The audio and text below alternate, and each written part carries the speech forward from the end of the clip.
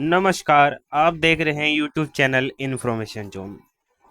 आज इतिहास का एक भाग सिंधु घाटी सभ्यता को पढ़ेंगे, जो ग्रुप डी के लिए सबसे ज़्यादा यूजफुल है।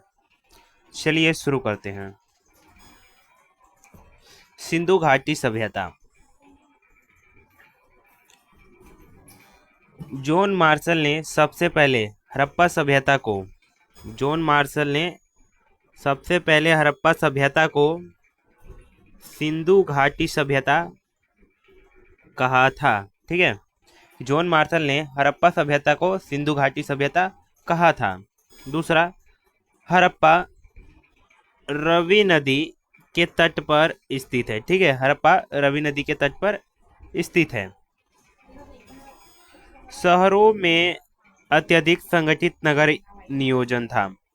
इसका मतलब कि हड़प्पा सभ्यता में संगठित नगर नियोजन था, यानी वहां पे नगर बसे हुए थे।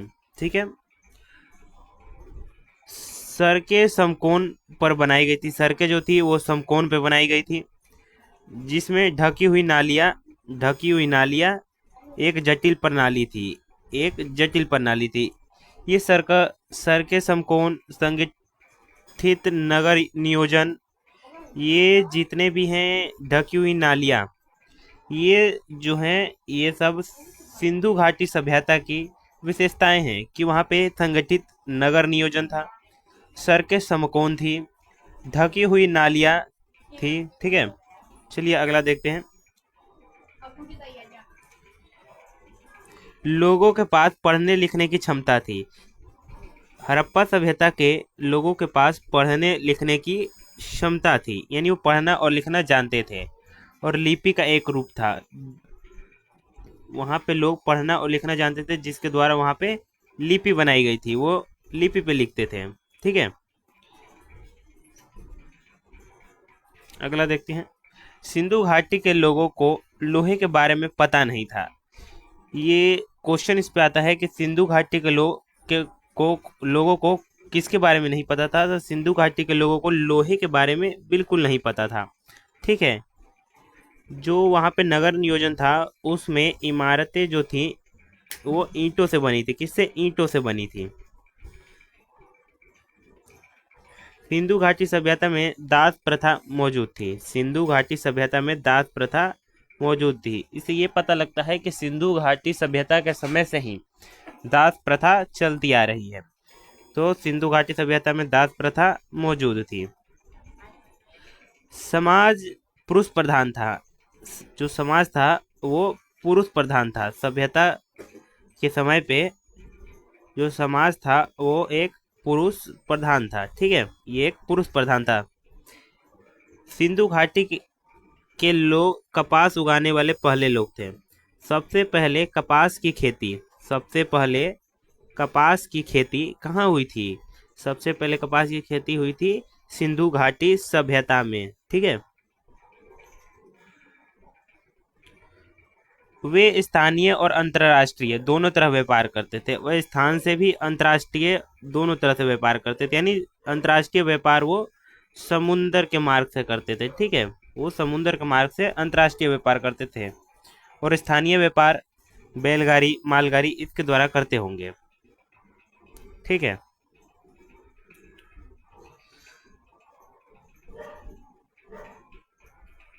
व्यापार और विनिमय गतिविधियां हड़प्पा अर्थव्यवस्था का एक महत्वपूर्ण हिस्सा थी, जिनका संबंध मेसोपोटामिया और अन्य भारतीय संस्कृति से था।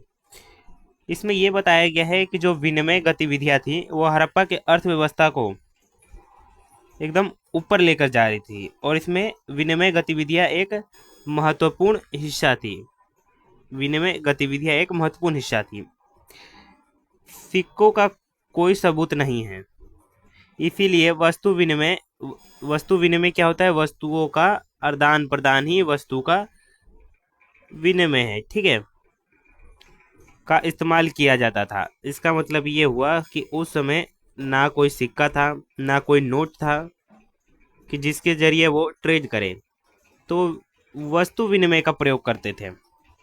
वस्तु विनिमय में यदि एक स्थान से यदि कोई चीज़ मंगाया जा रहा है, अर्थात गेहूं मंगाया जा रहा है, तो दूसरे स्थान से वो लोग चावल लेते थे।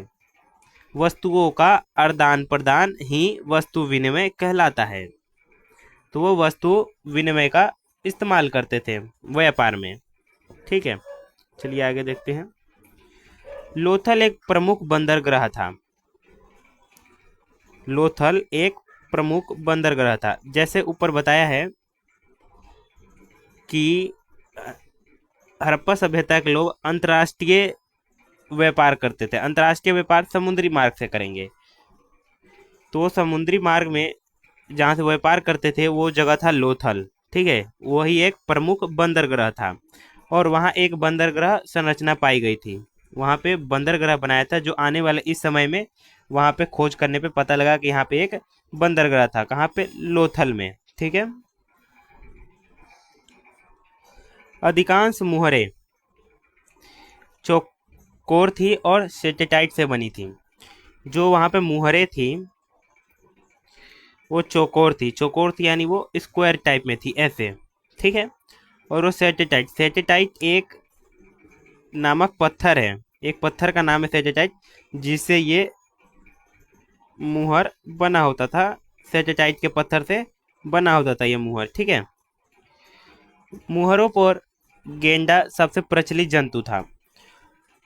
मुहर पे जो ये मुहर है, जो चौकोर टाइप का था और ये सेटेटाइट पत्थर से बना था, इस पे गेंडे का जो प्रचलित जंतु था गेंडा, उसका प्रतिबिंब मिलता है इस पे। ठीक है, मुहर पे पूछा जाए कि मुहर पे किस जंतु का साक्ष्य मिलता है, तो वो गेंडे का मिलता है। मोहनजोदड़ो का अर्थ। सिंधु घाटी सभ्यता का एक स्थल था मोहनजोदड़ो, जिसका अर्थ है मृतकों का टीला। ठीक है, आप इसको नोट कर लीजिएगा। अगला देखते हैं। लोग प्राकृतिक की पूजा करते थे और विशेष रूप से पीपल वृक्ष की पूजा करते थे। जो वहाँ के लोग थे सिंधु घाटी सभ्यता के, वो प्राकृतिक की पूजा करते थे। इससे ये पता लगता है कि वहाँ के लोग प्राकृतिक पर ही निर्भर रहते होंगे। ठीक है, और विशेष रूप से वो पीपल के वृक्ष की पूजा करते थे। 11वां,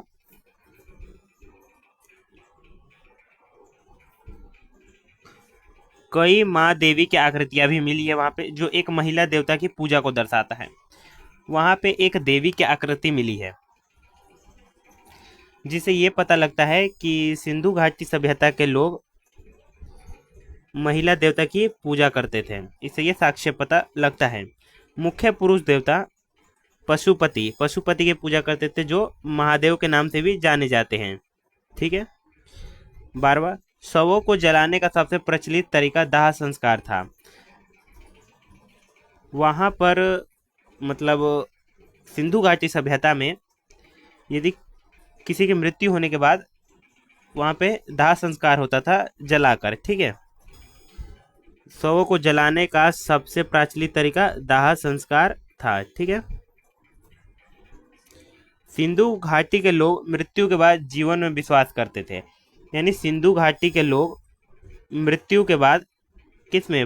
रीबर्थ में, रीबर्थ में यानी पुनर्जन्म में विश्वास रखते थे। ठीक है, अब देख लेते हैं सिंधु घाटी सभ्यता के महत्वपूर्ण स्थल को। पहला स्थल है हड़प्पा। हड़प्पा के देख लेते हैं। उत्खननकर्ता, हड़प्पा का जो उत्खननकर्ता किसने किया था? 1921 में दयाराम साहनी ने। और हड़प्पा भी कहाँ है? पंजाब के मोटा गोमरी जिले में। मोहनजोदड़ो, मोहनजोदड़ो जो इसका अर्थ होता है मृतकों का टीला। इनका उत्खननकर्ता कौन थे? 1922 में राखलदास बनर्जी द्वारा। ये पंजाब के लड़काना जिले में है। अगला स्थल है सूतका गेंडोर। उत्खननकर्ता 1929 में स्टीन में। ठीक है, ये पाकिस्तान के दक्षिण पश्चिमी बलूचिस्तान प्रांत में ये स्थित है। अगला स्थान है अमरी। उत्खनन कब हुआ था? 1929 में। किसके द्वारा? एनजी मजूमदार। ठीक है, और ये सिंधु नदी के तट पर स्थित है। कौन सा स्थल? अम्बरी स्थल सिंधु घाटी के तट पर स्थित है। चुहंद्रो, चुहंद्रो का उत्खनन कब हुआ था? 1931 में हुआ था। ठीक है, एनजी मजूमदार द्वारा। ठीक है, और ये कहाँ पे है? सिंध पाकिस्तान में। ठीक, अगला देखते हैं। अगला है कालीबंगन। कालीबंगन उत्खननकर्ता 1953 में अमलानंद घोष द्वारा। ठीक है, और जब बात करें कि कालीबंगन कहाँ पे स्थित है, तो है घग्गर नदी के तट पर स्थित है। कहाँ? राजस्थान में। ठीक है, राजस्थान में स्थित है कालीबंगन, राजस्थान में स्थित है। लोथल उत्खनन कब हुआ था? लोथल 1953 में। किसके द्वारा? एस आर राव द्वारा। ये अभी कहाँ पे है? गुजरात में। अगला है सुरकोटदा, 1964 में उत्खनन हुआ था। किसके द्वारा? जेपी जोशी द्वारा। जेपी जोशी द्वारा। अब ये कहाँ पे स्थित है? गुजरात में। गुजरात में स्थित है। अगला है बनावली। बनावली कहाँ है? हरियाणा के फतेहपुर जिले में। और ये उत्खनन कब हुआ था? 1974 में। किसके द्वारा? आर एस भीष्ट द्वारा। ठीक है, 1974 में आर एस भीष्ट द्वारा बनावली उत्खनन हुआ था। और ये कहाँ पे स्थित है? हरियाणा के फतेहपुर जिले में। अगला देखते हैं धोलावीरा। धोलावीरा कहाँ है? गुजरात में। गुजरात के कच्छ के रण के पास है। ठीक है, और ये उत्खनन हुआ था 1985 में। किसके द्वारा? आर एस भीष्ट द्वारा ही उत्खनन हुआ था। चलिए अगला देखते हैं।